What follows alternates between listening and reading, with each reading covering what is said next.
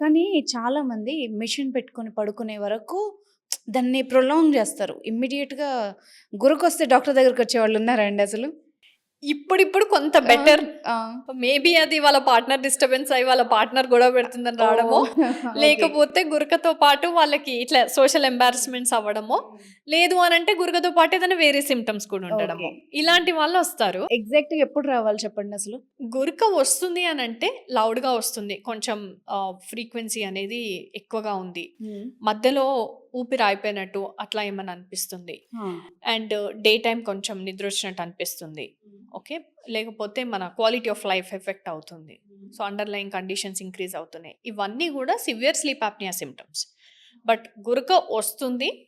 అది జస్ట్ మనం మాట్లాడే వాయిస్ ఆ ఫ్రీక్వెన్సీలో వస్తుంది అంటే గూడా వచ్చి చూపెట్టుకోవడం చాలా బెటర్.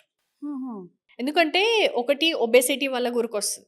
సో, ఆ వెయిట్ తగ్గితే గురక తగ్గుతది. సో, వెయిట్ మేనేజ్‌మెంట్ అనేది ఇంపార్టెంట్. హ్మ్. సో, మిగతా ఏదైనా డీఎన్ఎస్, టాన్సిల్స్ అట్లా వస్తాయి. సో, సింపుల్‌గా గూడా ట్రీట్మెంట్స్ అనేవి ఉంటాయి గురకకి. ఓకే.